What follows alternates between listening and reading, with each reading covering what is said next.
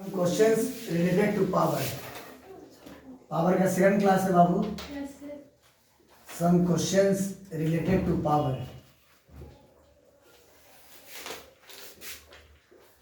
Some questions related to power. Related to power. और आज कुछ क्वेश्चन देखते हैं हम अपनी बुक से, आई रोडोव की बुक से।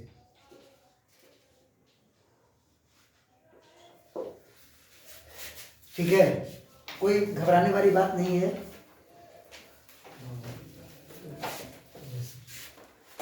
आयरोडोव की बुक का कुछ क्वेश्चन देखिए इसका।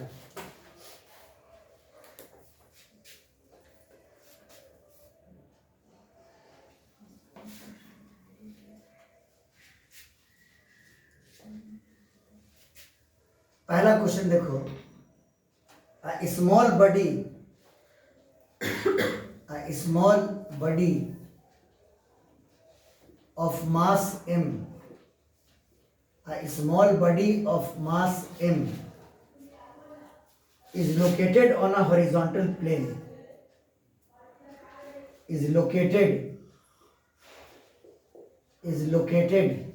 on a horizontal plane, is located on a horizontal plane at the point O. At the point O. O point पर वो बॉडी लोकेटेड है। At the point O. It is given a horizontal velocity. It is given a horizontal velocity. It is given a horizontal velocity. It is given a horizontal velocity v0। कितनी velocity दी गई? v0 मतलब initial velocity. Find the average power. Find the average power. Average आपको याद होगा, total work by total time. Find the average power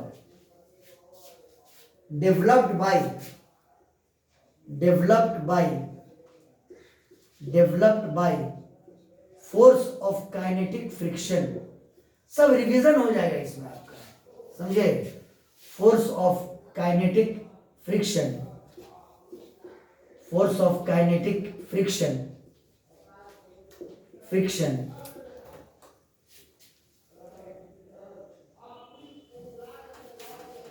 ठीक है। दिया हुआ है म्यू के का मान 0.27, ब्लॉक का मास m बराबर 1 kg, और वो जो इनिशियल वेलोसिटी दिए थे उसका मान भी है 1.5 मीटर पर सेकंड। समझ गए? इतना डाटा आपको दिया हुआ है, ठीक है। अच्छा क्वेश्चन है, और पुराने क्वेश्चन का सब कुछ का रिवीजन भी करा देगा आपको। एनएलएम पढ़ना पड़ेगा, वर्क पढ़ना पड़ेगा, फिर पावर निकालना होगा। समझ गए? तो देखो, एक रफ हॉरिजॉन्टल प्लेन लिया, ये रफ है, और इसका कोफिशिएंट ऑफ काइनेटिक फ्रिक्शन आपको म्यू के दे दिया गया है।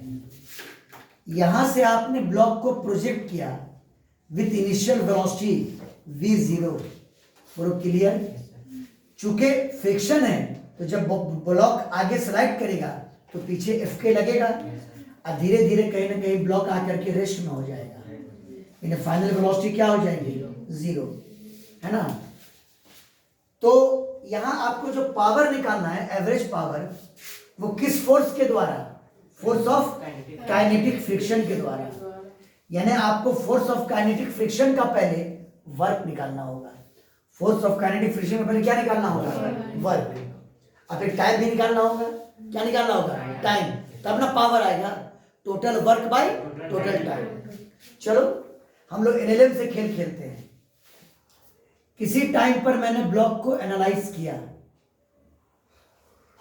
ये करना ही पड़ेगा आपको टाइम निकालने के लिए। ब्लॉक जा रहा है आगे, पीछे लगेगा force of kinetic friction F के, है ना, वर्टिकली नीचे mg और सरफेस के परपेंडिकुलर नॉर्मल। इधर ले लो अपना पॉजिटिव एक्स एक्सिस और ब्लॉक के पास एक्सेलरेशन एक्स के लॉन्ग ही होगा, ये मान लिया। एनएलएम लगा दो, किसके लॉन्ग? एक्स के लॉन्ग। तो NLM along x axis, NLM along x axis, तो सारे फोर्स का कंपोनेंट किसके लॉन्ग? x के long. n cos 90 0, mg cos 90 0 और fk cos 180 डिग्री, ये माइनस fk, और ये बराबर मास इनटू एक्सेलरेशन। fk का value mu k into n और ये बराबर m इनटू a, और वर्टिकल डायरेक्शन में कोई एक्सेलरेशन नहीं है तो n ने बैलेंस किया किसको? mg को, तो माइनस म्यू के, n का वैल्यू mg और ये बराबर m इंटू कितना? a है। m से m क्या हो गया? कैंसिल, सॉरी माइनस तो रहेगा ही, m से m क्या हो गया? कैंसिल। a का वैल्यू आ गया माइनस म्यू के इंटू कितना? g। वैल्यू अभी मत पुट करो, लास्ट में पुट करेंगे। एक्सेलरेशन आ गया। आप पहले ये निकाल लो टाइम कितना लगा O से A तक पहुंचने में, है ना। A पर उसकी फाइनल वेलोसिटी क्या हो गई है? 0। तो एक फॉर्मूला होता है V बराबर U प्लस AT, V बराबर U प्लस AT, V बराबर U प्लस AT। U का मान है V0, U का मान क्या है? हालांकि V0 का वैल्यू भी दिया हुआ है, अब V0 ही लेके चलो, V0 और फाइनल वेलोसिटी का मान 0, ए का वैल्यू माइनस म्यू के जी, इंटू कितना? टाइम टी आ जाएगा, इसको इधर ले आओ तो म्यू के इंटू जी टी और ये बराबर V0 और यहां से टी का वैल्यू आ गया V0 बाय म्यू के जी, टाइम आ गया। अरे बोलिए बाबू, चलो इतना टाइम आ गया, यानी ब्लॉक को यहां से यहां तक आने में इतना ही टाइम लगा, ठीक है। अब सवाल ये उठता है कि एफके ने वर्क कितना किया? किसने? बोलो, एफके ने। अब देखो ज्यादा लंबा करोगे तो और लंबा हो जाएगा, है ना। एक लंबा तो ये हुआ कि एलएलएम लगा करके हम लोग ये निकाल लिए कि ब्लॉक को यहां से यहां तक आने में टाइम कितना लगा। हमको निकालना है एफके का वर्क। आप जान रहे हैं कि पूरे जर्नी में नॉर्मल फोर्स कोई वर्क नहीं करेगा। क्यों? नॉर्मल फोर्स मोशन के क्या है? परपेंडिकुलर, वर्क नहीं करेगा। mg फोर्स कोई वर्क नहीं करेगा, वर्क सिर्फ कौन करेगा? fk। तो टोटल वर्क, यहां पर वर्क किसका होगा? fk का। नहीं समझे? यानी w total is equal to work done by सिर्फ किसके? fk, force of kinetic friction. चूंकि नॉर्मल ने कोई वर्क नहीं किया और mg ने भी कोई वर्क नहीं किया, और W टोटल का फॉर्मूला होता है चेंज इन काइनेटिक एनर्जी। तो यहां पर काइनेटिक एनर्जी कितनी? 0। लिख दो पहले kf minus ki, kf minus कितना? ki बराबर, बोलो फाइनल काइनेटिक एनर्जी कितनी? 0। अब minus initial kinetic energy half mv0 square, minus half m into कितना? v0 का स्क्वायर। बोलो कितना आया? माइनस 1/2 m इंटू V0 का क्या? स्क्वायर। तो देखो ये टोटल वर्क डन भी हुआ, कह सकते हो वर्क डन बाय फ्रिक्शन भी हुआ। बोलो क्लियर है? वर्क डन बाय फ्रिक्शन भी हुआ। कितना हुआ? बोलो माइनस हाफ m V0 का स्क्वायर। अब निकालना था कि फ्रिक्शन ने एवरेज पावर कितना डिलीवर किया, तो जितना फ्रिक्शन ने टोटल वर्क किया डिवाइडेड बाय टोटल टाइम। बात फॉलो किए? तो power delivered by friction, average power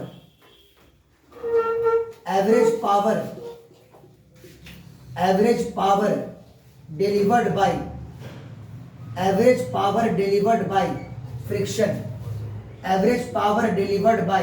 friction, यानी पी एवरेज कल क्या पढ़ाए थे? एवरेज पावर के लिए work done by force of kinetic friction, अब बटा जितना टोटल टाइम लगा, यानी डेल्टा टी या टी लिख दो।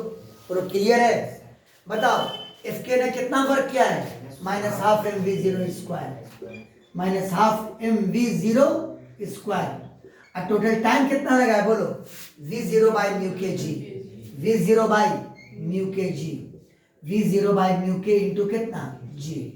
ये म्यू के जी कहाँ चला जाएगा ऊपर, और एक v0 से v0 क्या होगा कैंसिल, यानी ये बराबर -1/2 m v0 इंटू म्यू के इंटू कितना जी। बोलो क्लियर है, सारा मान आपको क्वेश्चन में दिया हुआ है, आपको एवरेज पावर आ जाएगा। बोलो वैल्यू पुट करना पड़ेगा क्या हमको, देखो एवरेज पावर बराबर पी एवरेज -1/2, बोलो ब्लॉक का मास कितना है 1 kg, बोलो v0 का मान 1.5 मीटर पर सेकंड स्क्वायर, म्यू के का मान 0.27 और जी का मान ले लो 10। अरे बोलिए, तो ये आंसर आया, यूनिट क्या लोगे वॉट, क्या लोगे वॉट। एक अच्छा क्वेश्चन आपने बनाया पावर से रिलेटेड, किससे रिलेटेड पावर से, वो भी एवरेज पावर निकालना था, तो मैंने टोटल वर्क निकाला और टोटल टाइम से क्या किया डिवाइड कर दिया। बात आई समझ में, उतार आ जाए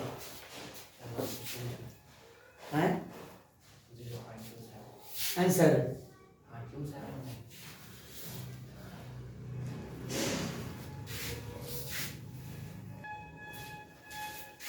इसका एक और क्वेश्चन लेते हैं, ए particle of mass m, a particle of mass m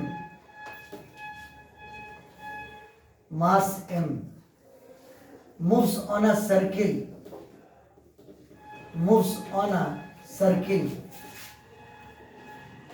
of radius r, moves on a circle of radius r with radial acceleration.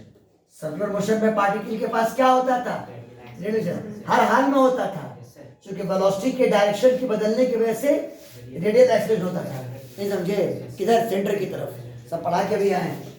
With radial acceleration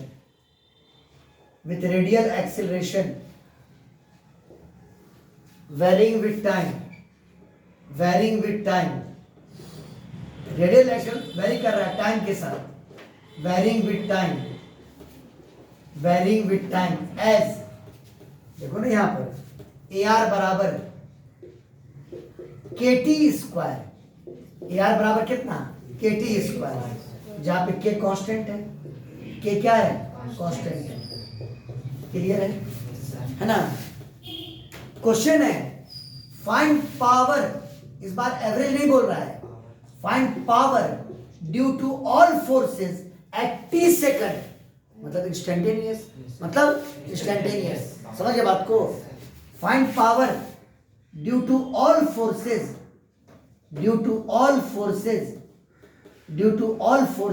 at t second, t time पर आपको क्या निकालना है power. जितना shortcut में question बना सको, अगर बना के दिखाओ तो हम माने। ये रेडियल एक्सेलरेशन है t टाइम पर, बोलो ना, अगर t टाइम पर उसकी स्पीड v मान लें तो रेडियल एक्सेलरेशन फॉर्मूला क्या होता था v² बाई r, क्या होता था हाँ। तो शुरुआत कहां से कर रहे हैं, if v is the velocity at t second, velocity at t second, तो ये बताओ रेडियल एक्सेलरेशन का फॉर्मूला मैंने क्या पढ़ाया था v² बाई r। अब क्वेश्चन क्या रहा है रेडियल एक्सेलरेशन कितना है kt स्क्वायर, तो दोनों को इक्वेट कर देंगे। अरे बोलो बाबू, 1 और 2 को क्या कर देंगे इक्वेट, फ्रॉम 1 एंड 2, देखना कितना इजी बन जाता है क्वेश्चन। इक्वेट करें तो v² बाई r अब बराबर बोलो kt स्क्वायर, अक्रॉस मल्टीप्लाई कर दो, v² बराबर kr इंटू कितना t स्क्वायर। अब कुछ लोग कहेगा सर v निकालेंगे, ना हम काइनेटिक एनर्जी निकाल देते हैं, k बराबर क्या होता है हाफ mv स्क्वायर, क्या होता है हाफ mv स्क्वायर। अब सोच रहे हो दिन लास्ट फॉर्मूला क्या बताए थे इंस्टेंटेनियस पावर का, p बराबर dk बाई dt, एक बार काइनेटिक एनर्जी टाइम के टर्म में आ गया तो पावर का फॉर्मूला क्या dk बाई dt, किसी भी टाइम पर, है कि नहीं है। बन गया क्वेश्चन आपका। अब खाली क्या निकाल दो बोलो काइनेटिक एनर्जी, क्या निकाल दो kinetic energy. Now kinetic energy यानी k बराबर हाफ m इंटू कितना v का स्क्वायर यानी हाफ m। अब बोलो v स्क्वायर कितना के आर इंटू कितना टी स्क्वायर। वो दोनों के कॉमन मैच कर गया। तो इसके काइनेटिक एनर्जी को हम डायरेक्ट पूरा ही लिखते हैं काइनेटिक एनर्जी। अरे बोलो ना, बोलो क्लियर है। काइनेटिक एनर्जी बराबर हाफ m के आर टी स्क्वायर। ये क्वेश्चन का कांस्टेंट है, समझे। अब बताओ किसी भी टाइम पर पावर का एक फॉर्मूला हम पढ़ाए थे डीके बाई डीटी।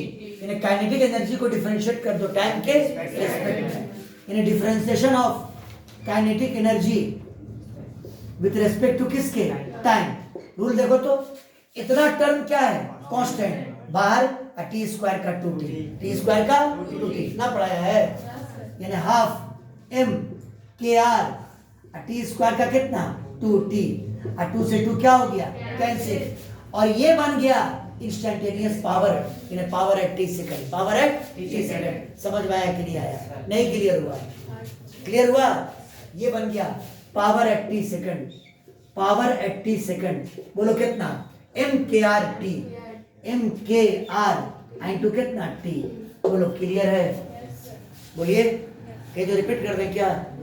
हमने सिंपली क्या किया, पहले रेडियल एक्सेलरेशन से हमने वेलोसिटी को ले आया। किसको ले आए? वेलोसिटी को। किस टाइम पर? और उसी टाइम पर मैंने क्या निकाल दिया काइनेटिक एनर्जी। तो मेरे पास काइनेटिक एनर्जी और टाइम में क्या गया रिलेशन। काइनेटिक एनर्जी को डिफरेंशिएट कर दिया किसके रेस्पेक्ट में? टाइम के रेस्पेक्ट में। इंस्टेंटेनियस पावर आ गया। इंस्टेंटेनियस पावर के लिए आपको क्या क्या बताए थे हम, उस दिन भी रिपीट किए थे। इंस्टेंटेनियस पावर के लिए एक तो P बराबर infinitely small work by infinitely small time. यानी टी टाइम पर एक छोटा सा टाइम इलैप्स होने दो, कितना dt सेकंड, और उसमें देखो वर्क कितना हुआ dw, और dw को भाग दो किससे dt से। तो ये टी टाइम पर क्या आ जाएगा पावर। एक फॉर्मूला ये बताए थे। सेकंड था F डॉट V, यानी फोर्स और वेलोसिटी का क्या डॉट प्रोडक्ट उस टाइम पर। बोलो लेकिन यहाँ पर हेल्पफुल नहीं था मेरे लिए, तो आगे बढ़े हम। बोलो क्या निकाला dk बाई dt। क्या निकाला dk बाई dt। ये ज्यादा आसान हम लोग के लिए होगा। समझ में आई बात? बोलो क्लियर है? क्योंकि v हमको मालूम हो गया ना किससे, रेडियल एक्सेलरेशन से। बात फॉलो किए? बोलो कोई दिक्कत है? तो ये सब ट्रिक बनाइएगा तब जाके सवाल इजीली बनेगा। ये बहुत इजीली बन गया सवाल आपका, इससे इजी मेथड और कुछ नहीं हो सकता है। उतारो, कोई भी इंटरनेट देख लीजिए जाकर के।